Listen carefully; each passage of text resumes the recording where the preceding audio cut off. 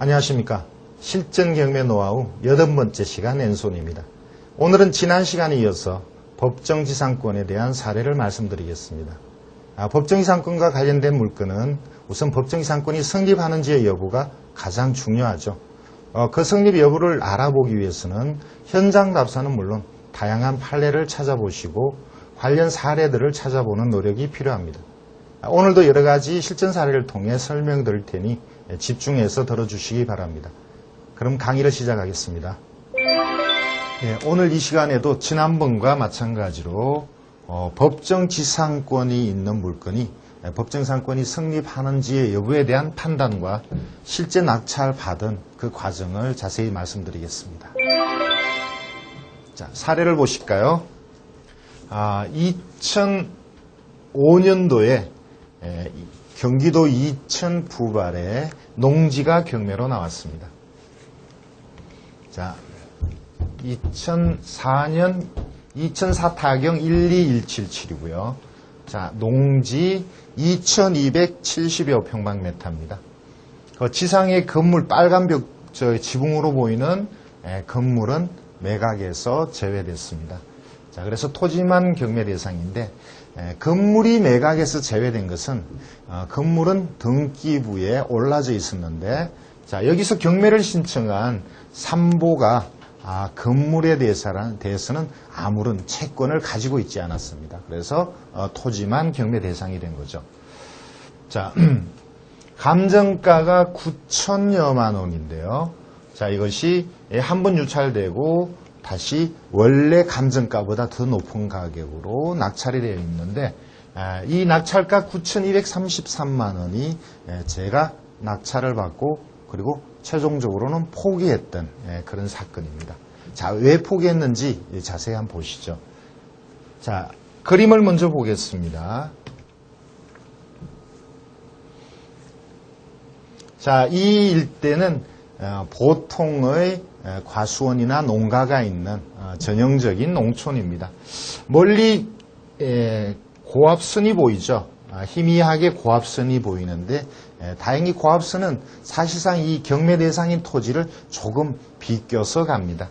자, 이 주변은 거의 과수원이고요. 그리고 그 안에 농가주택이 2동이 있었습니다. 자, 토지는 이렇게 생겼는데 실제 도로는 자, 이렇게 관습상의 도로가 있었고요. 자, 여기서 이렇게 안으로 또 들어가는 마을로 들어가는 도로가 있었습니다. 자, 여기는 거의 과수원이고 건물은 이쪽에 이렇게 2동이 있었습니다. 자, 고압선은 이렇게 비껴간다고 대충 설명드릴 수 있겠네요. 자, 땅 모양 자체는 잘 생겼습니다. 자, 이렇게 보시면 여기는 도로는 나타나 있지 않은데 사실상 이 도로가 이렇게 연결이 되어 있고 또 이 마을로 들어가는 도로가 있었기 때문에 이 도로는 관습상의 도로로 막을 수는 없을 거라고 봤습니다. 자, 그리고 아까 사진에서 잠깐 보여드렸는데 이 과수원이죠. 과수목은 경매에서 제외되었습니다. 실제 과수목이 누구의 소유인지가 불분명하다고 되어 있는데, 만약에 이것이 과수목이 채무자의 소유면 원칙적으로는 낙찰자가 소유권을 취득하게 되죠. 만약에 과수목이 제3자의 소유라면 나중에 협의에 의해서 처리하면 되는데 협의가 되지 않으면 어쩔 수 없이 캐가라, 이식해라고 요구할 수가 있겠습니다. 자, 그러면 자료를 좀 보실까요? 자, 2필지의 토지입니다. 밭 전과 잡종지로 되어 있죠. 잡종지에는 아까 말씀드렸던 농가 2동이 있었습니다. 자, 이 지목은 생산녹지 농업진흥구역인데요. 자, 보통 말하는 절대농지죠. 그런데 이미 여기에 농가주택이 있었기 때문에 자, 그것은 이 내용은 그렇게 중요하지 않다라고 봤습니다.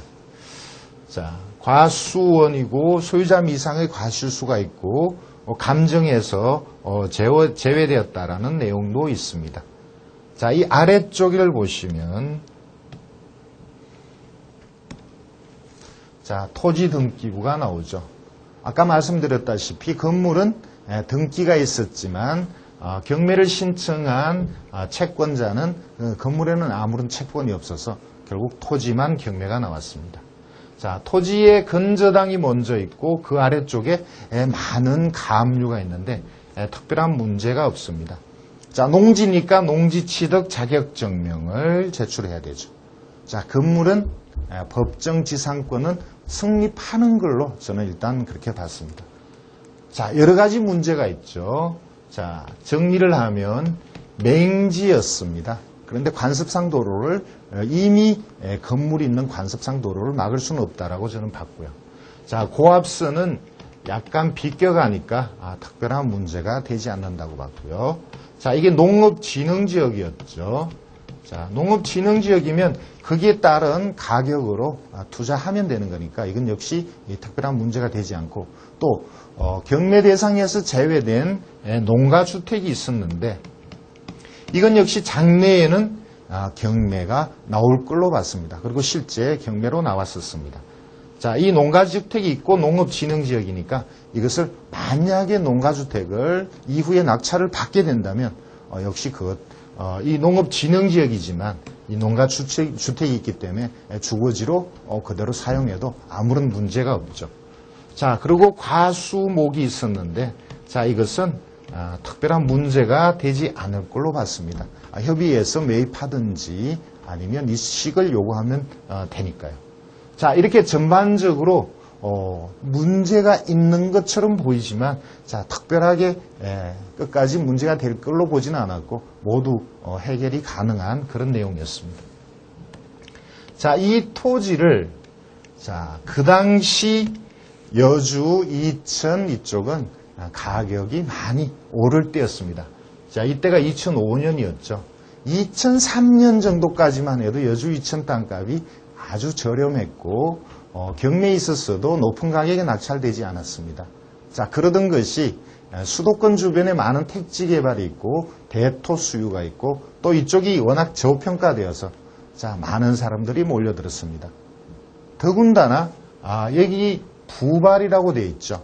제가 이따 지도를 보고 다시 좀 설명을 드리겠습니다만 이 부발은 이천의 남쪽에 위치하고 있고 장래에 성남 분당에서 여주까지 가는 철도가 지나가는 노선으로 계획이 되어 있었습니다.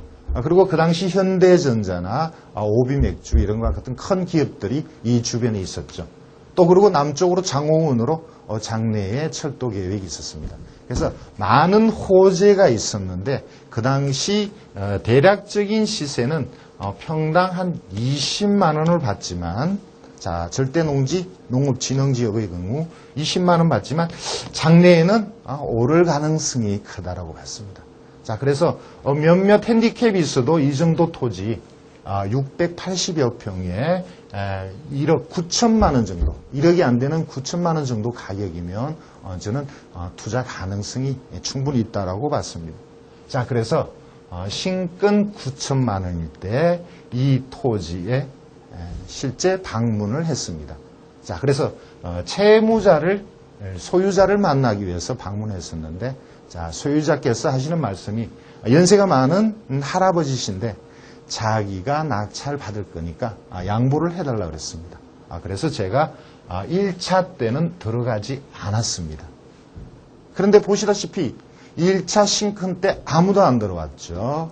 그래서 두 번째 80%일 때 제가 1차 가격보다 더 높은 가격으로 입찰을 했던 사건입니다.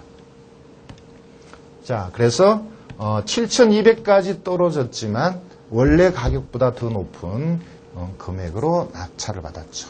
자, 그런데 왜 포기했을까요? 자, 그 뒤에 얘기를 말씀을 드리죠.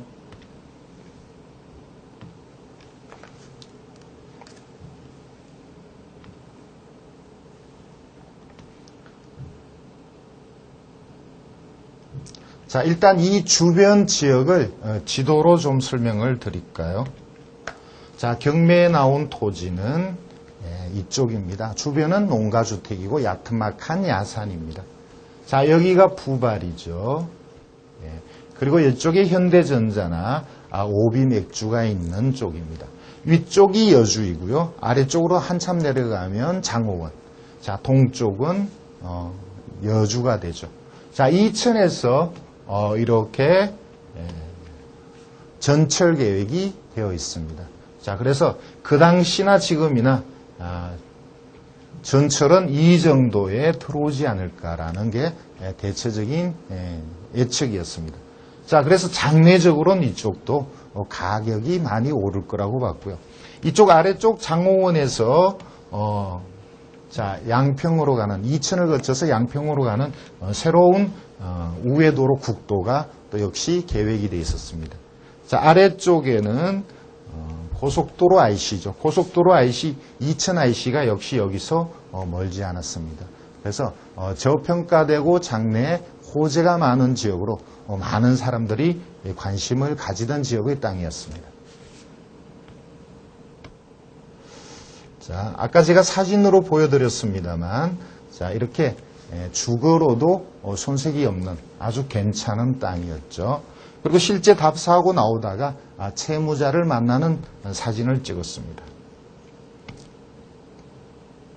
자, 이것을 최종적으로 제가 낙찰을 받았죠. 원래 감정가보다 더 높은 가격으로 낙찰을 받았는데, 자, 여기 보시면 제가 낙찰받은 금액이 9,233만 원입니다. 자, 그런데 6사람이 입찰을 했고 1등이 9,233만 원, 2등이 대략 8,600 정도였습니다. 자, 2등이 제가 낙찰받고 나오는데 2등이 이 차순위 신고를 했습니다. 자, 경매에서 차순위 신고가 가끔 있긴 한데 그렇게 흔한 사건은 아니죠. 자, 누군가가 차순위 신고를 한다는 것은 앞에 있는 사람이 포기를 하거나 아니면 포기를 시키겠다는 뜻이 됩니다. 자, 저는 이 토지를 수익의 측면에서 투자 측면으로 이것을 낙찰을 받았으니까, 자, 누군가가 나에게 포기하라 그러고 그 대가를 준다면 당연히 저는 포기할 마음이 있죠. 그래서 차순위 신고하고 하고 나오는 2등 차순위권자에게 제 연락처와 이런 것들을 알려줬습니다. 분명히 저를 찾을 거라고 저는 봤으니까요. 자, 여기서 차순위의 자격에 대해서 좀 말씀을 드릴까요? 제가 낙찰받은 금액이 9,233만 원. 자, 이때의 입찰 보증금이 728만 원이죠. 자, 1등 금액에서 그날의 입찰 보증금 10%, 이 금액을 뺀 대략 8,000인가요? 8,510만 원 정도 되네요. 자, 이 금액 이상 입찰한 사람이 차순위의 자격이 있습니다. 만약에 1등과 2등의 가격차가 입찰 보증금 최저가의 10% 이상의 차이가 나면 차순위의 자격이 없습니다. 여러분도 알아두시면 좋겠죠. 자, 결국 차순위를 하고 신고하고 제 연락처를 받아간 사람은 채무자 배 씨의 사위입니다. 자, 낙찰받고 제가 농지니까 농지 취득 자격증명을 제출하고 그로부터 대략 열흘 보름 정도 후에 자, 불이 나게 전화가 왔습니다. 자, 결론은 포기해달라는 거죠. 예. 그래서 저는 여러 가지 고려 끝에 포기해 주기로 했습니다. 자, 얼마를 받고 포기했느냐를 말씀드리기는 그렇고요. 자, 제가 넣었던 입찰 보증금 700여만 원과 적당한 보상이 있다면 저는 포기하죠. 그리고 그렇게 포기해서 얻은 수익은 결국 세금이 나오지 않는 순수한 수입이 되겠죠. 그래서 대략 저는 적당한 수입을 취하고 포기를 했던 사건입니다. 자, 아래쪽에 보면 제가 9,233만 원의 낙찰을 받았는데, 자, 법원의 기록을 한번 보시죠. 자, 법원에서는 저에게 대금을 납부하라고 통지를 했습니다만 제가 미납을 했죠. 자, 그러니까 제가 저는 차순위권자와의 약속이 있기 때문에 대금을 납부하면 안 되죠. 그래서 그냥 가만히 있었습니다.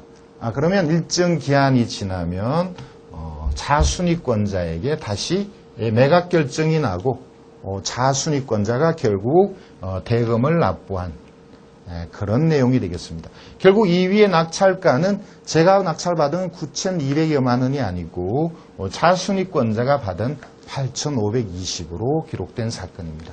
자, 여러분도 낙찰받은 이후에 차순위권자가 신고를 한다면 여러분에게 좋은 뜻이라고 생각하시면 되겠죠. 자, 그러면 다음 사건을 볼까요?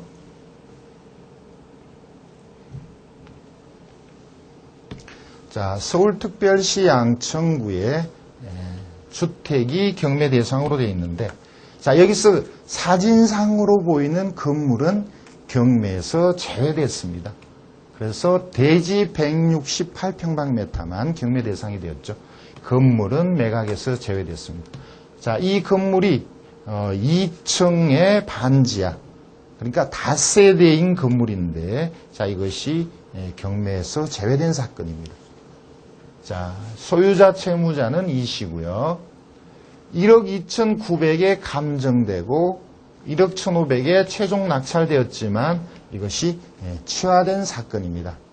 자, 그러면 우리는 이것이 취하되었지만 법정지상권에 대한 판단을 나름대로 한번 해보죠. 자, 내용이 좀 복잡합니다.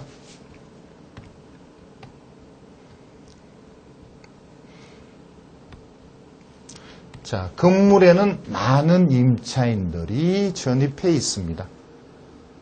자, 그런데 토지 등기부를 보시면, 자, 소유권이 이 씨, 현재 채무자 이 씨가 2003년에 토지 소유권을 이전받았다는 기록이 나오고요. 자, 건물은 등기부가 아예 발급되지 않는다고 나옵니다. 자, 건물은 미등기라는 뜻이죠. 자, 건물이 미등기니까, 자, 법정지상권에 대한 판단은 건저당 이전에 건물이 지어졌느냐. 자, 이렇게 판단해야 되는데, 여기서 건저당 2003년보다 훨씬 이전에 많은 사람들이 전입해 있었던 기록이 있습니다. 자, 그렇다면 건물은 2003년 이전부터 있었다라는 게 어느 정도 보여지죠. 그러면 건물은 건저당 설정 이전에 있었는데, 그러면 건물의 소유자는 누구인가? 건물의 소유자도 만약 이 씨라면 그러면 이것은 법정지상권이 성립할 가능성이 크죠. 자, 현재의 자료를 봤을 때는 건물은 미등기이나 건저당 이전부터 있었고 현재 토지 소유자가 건물도 소유하고 있다면 법정지상권이 성립할 것 같습니다. 자, 그런데 여기서 등기부를 좀 볼까요? 자, 토지의 등기부를 같이 보시겠습니다.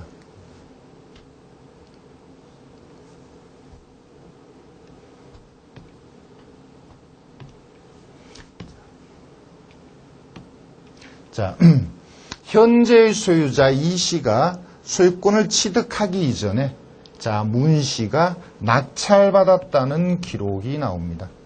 낙찰받고 2003년에 이 토지를 현 소유자 이 씨에게 이전시키고 그리고 경매가 진행 중인 사건이죠. 자, 그 아래쪽을 보실까요? 자, 여기에 이상한 내용이 나옵니다. 아까 제가 현재의 건물은 등기가 없다라고 말씀드렸는데, 자, 99년에 건저당을 설정할 때 이때 자, 공동담보로 건물도 같은 주소의 건물에 대한 기록이 나옵니다. 자, 그렇다면 이 건물은 과연 어떤 건물일까? 제가 볼 때는 현재의 건물이 있기 이전에 구옥이 아닐까? 자, 이렇게 생각을 해봅니다. 자, 그리고 그 아래쪽에 보면 첫 번째 있었던 건저당을 말소시키고 새로운 건저당, 현재 경매를 신청한 채권자가 건저당을 설정했는데 여기는 건물에 대한 기록이 나오지 않습니다. 자, 그러면 건물에 대한 기록은 없고 지상권에 대한 얘기만 나오죠. 자, 그렇다면 제가 추정하는 것으로서는 오래전에 건물이 있었지만 여기에 나오는 건물처럼 자 그것은 구옥에 대한 것이고 구옥을 사실상 멸시를 시키고 현재의 건물을 짓고는 미등기인 상태로 그냥 둔 게 아닐까.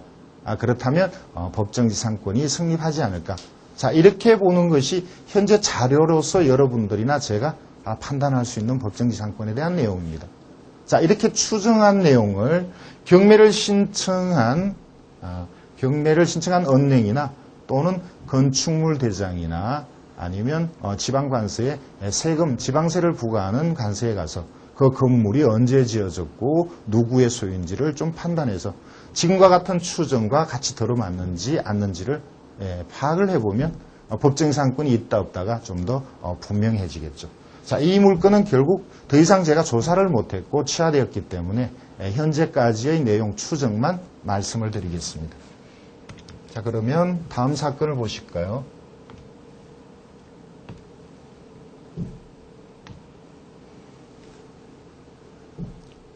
자, 전주시에 역시 건물이 있는 대지만 경매의 대상이 되었습니다.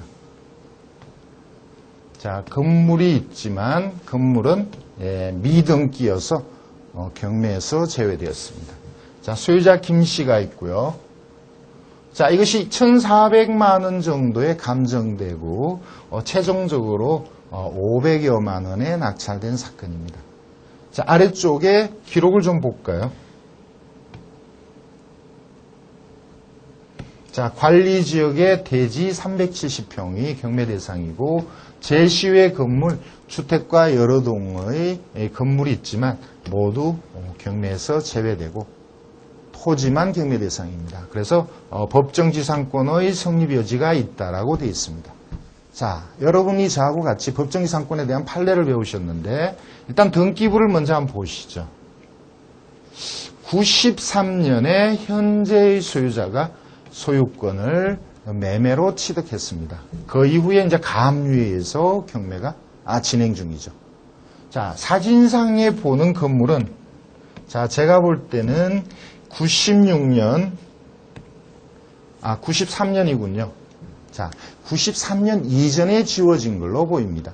자, 그렇다면 이렇게 추정이 가능하죠. 자, 93년 이전에 누군가 토지와 건물을 갖고 있었죠. 자, 건물은 현재 이 건물로서 미등기 상태입니다.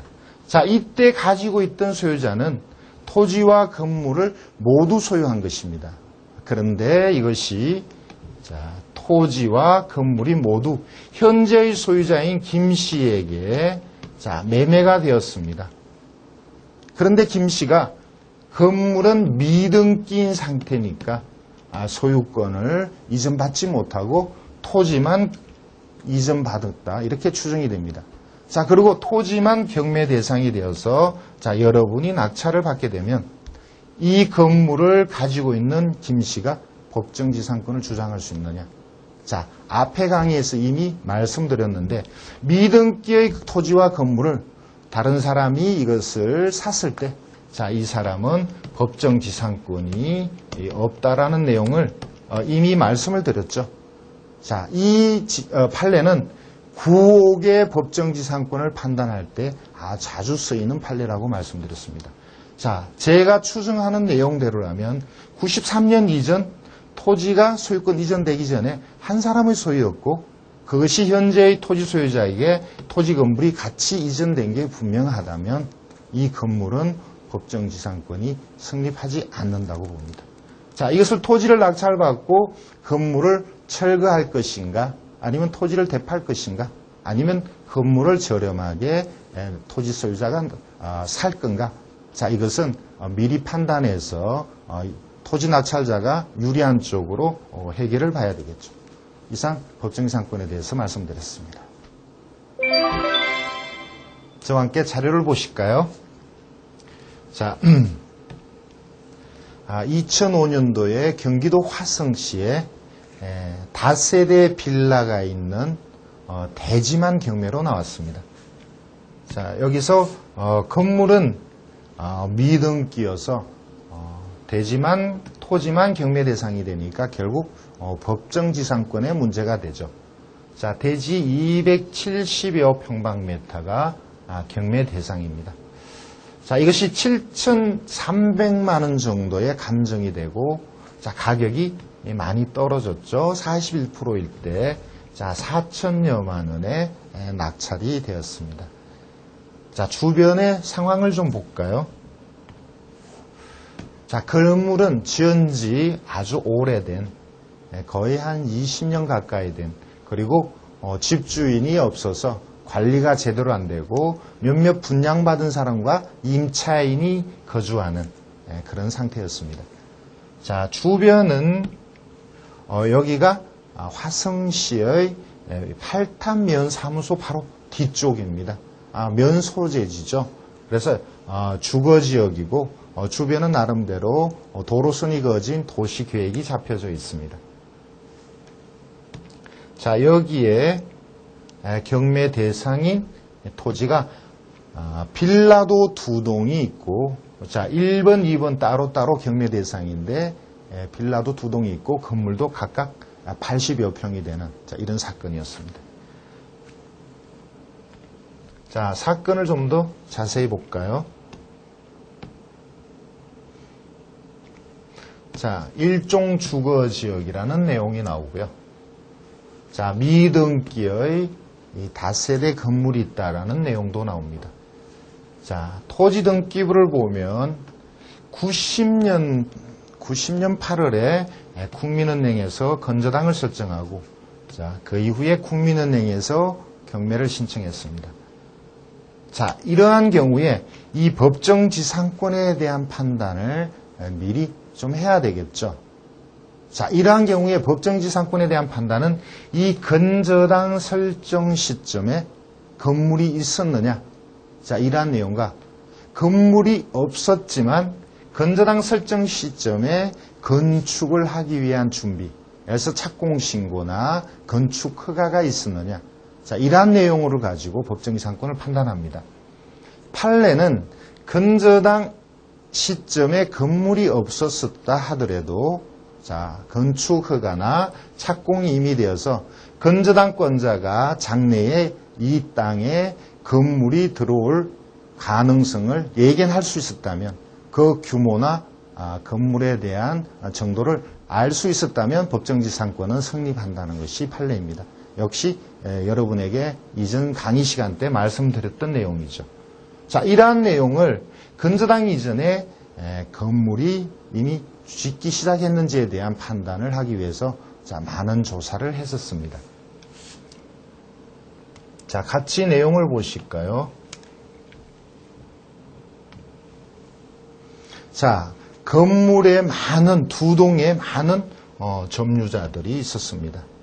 자, 이 점유자들은 그 보증금이 얼마냐 이런 것은 토지 낙찰자에게는 아주 중요하지는 않죠. 대략 92년에 전입한 사람도 있었고요. 2004년, 5년에 점유한 사람도 있었습니다. 자, 그리고 토지 이용 계획서를 봤습니다. 일종 주거지역이라는 것 외에는 특별한 다른 내용은 없습니다. 자, 이 토지의 법정지상권 여부를 판단하기 위해서 건축이 언제 되었는지를 화성시청을 방문하였었는데 건축물 대장이 없습니다. 그리고 건축 허가에 대한 판단도 되지 않고 있습니다. 그런데 이 경매가 나온 2동 외에, 자, 이것이 1, 2, 3, 4라고 할까요? 자, 이 2동 외에 같이 그 바로 인접해서 또 2동이 같은 시기에 건축이 되었고, 이 2동에 대한 건축물 대장 기록은 있었습니다. 그래서 이 건축물 대장이 있는 2동에 대한 기록을 유추해서 이것은 법정지상권이 있을 가능성이 있다라고 판단했죠. 자, 아래쪽에 그림을 좀 더 볼까요? 자, 이 주변에 한 달이 아니고요. 평당 대지 가격은 그 당시 조사 시점에는 한 100여만 원 정도로 봤었고요. 많은 경쟁자들이 부동산이나 시청을 방문하여서 이 사건에 대해서 물어보고 있었다라는 내용도 확인했었습니다.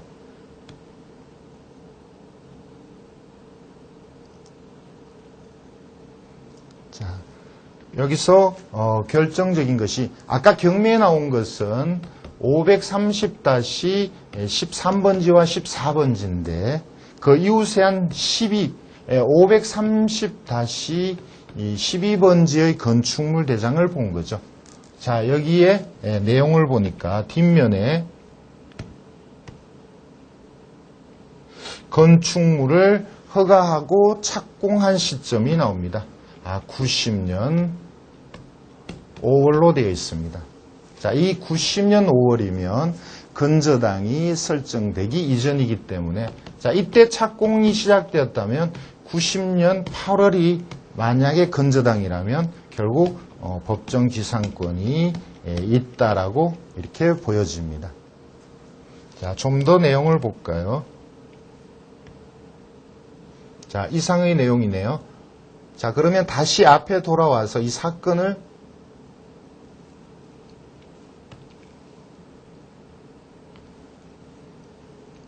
자, 이것을 낙찰받은 사람이 결국 법정지상권이 있을 가능성을 생각했지만 자, 토지 소유자로서 건물 소유자를 상대로 소송한 내용입니다. 소송의 목적은 두 가지입니다. 자, 일단은 법정지상권이 없으니까 건물을 철거해달라는 것, 그리고 건물을 철거할 때까지 지료를 청구하는 내용입니다. 자, 그리고 이렇게 토지 낙찰자가 건물 소유자를 상대로 소송한 내용입니다. 자, 소송의 결과는 일부 승소로 나왔습니다. 자, 일부 승소라는 것은 두 가지 주장 중에 하나는 원고가 이기고 하나는 졌다는 뜻이죠. 자, 여기 건물 철거에 대해서는 법정지상권이 있으므로 건물 철거는 기각됐습니다.